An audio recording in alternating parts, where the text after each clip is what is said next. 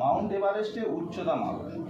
তো অ্যাঙ্গেল ভ্যারিয়েশনের ওপর ডিপেন্ড করে আমরা মাউন্ট এভারেস্টের উচ্চতাকে নির্ণয় করতে পারি।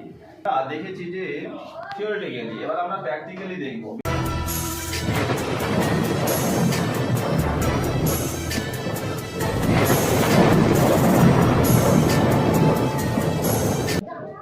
পেন্সিলের ফোকাসটা দেখো বোর্ডের উপরে পড়েছে।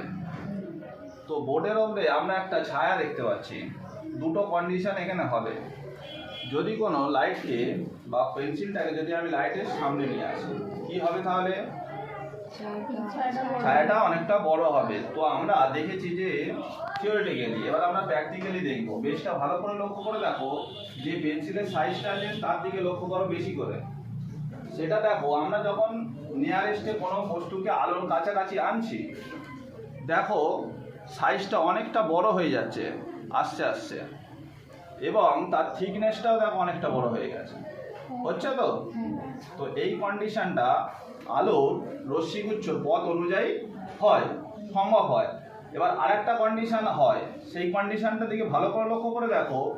যখন কোনো বস্তুকে আমি লাইট থেকে দূরে সরিয়ে নিয়ে যাব, তাহলে কি কন্ডিশন হবে? ছায়াটা অনেকটা ছোট হয়ে যাবে। আমরা দেখেছি থিওরিটিক্যালি, এবং সেটা আমরা লক্ষ্য করবো আর প্র্যাকটিক্যালি। দেখো লক্ষ্য করে, আমরা যত বোর্ডের নিকটে নিয়ে আসছি, পেন্সিলের সাইজটা অনেকটা ছোট হয়ে যাচ্ছে। তো এই কন্ডিশনটা যেটা প্রুভ করে, দেখো যে আলোর যে ছবি সেটা তার থিকনেস এবং তার দূরত্বের উপরে নির্ভর করে। এই থেকে বোঝা যাচ্ছে কি, দেখো যে কন্ডিশনটা হচ্ছে প্রতিচ্ছবি। একটা বস্তুর তার নির্দিষ্ট কোনো প্রতিচ্ছবি থাকবে, রাইট? তো সেটা দেখো, আমরা যখন সেই ছবিটা মাপতে ইউজ করব, তো এটা কি কাজে ব্যবহার হবে? আমরা অ্যাঙ্গেল ডিভিয়েশন করতে ব্যবহার হতে পারে। এই কন্ডিশনটা অ্যাঙ্গেল ডিভিয়েশন করতে ব্যবহৃত হবে যখন তুমি মাউন্ট এভারেস্টের উচ্চতা মাপবে। মাউন্ট এভারেস্টের উচ্চতা মাপবে।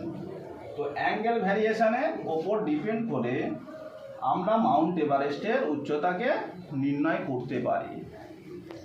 যখন সূর্য মাথার উপরে থাকবে, অর্থাৎ 90 ডিগ্রি অ্যাঙ্গেল, তোমরা এই যে অ্যাঙ্গেলটা দেখতে পাচ্ছ, এটা কত ডিগ্রি অ্যাঙ্গেলে রয়েছে?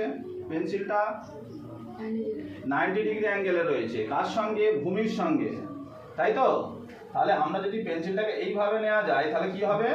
এটা 180 ডিগ্রি হয় না, এটা ভূমির সঙ্গে 0 ডিগ্রি অ্যাঙ্গেলে রয়েছে, তাই তো? তাহলে 0 ডিগ্রি অ্যাঙ্গেলে কোনো জিনিসকে ফার্স্ট তার রেসপেক্টে অ্যাঙ্গেল ডিভিয়েশন করতে হবে, তাই তো? তাহলে অ্যাঙ্গেলটা কত হচ্ছে? 90 ডিগ্রি অ্যাঙ্গেল। তো এই 90 ডিগ্রি অ্যাঙ্গেলে আমরা দেখব যে এই পেন্সিলের উচ্চতাটা কত, এবং বোর্ডে প্রতিচ্ছবিটার দিকে লক্ষ্য করে দেখো তার সাইজটা কত। তো সেটার উপরে ডিপেন্ড করে আমরা কোনো উচ্চ বস্তুর উচ্চতাটাকে নির্ণয় করতে পারি।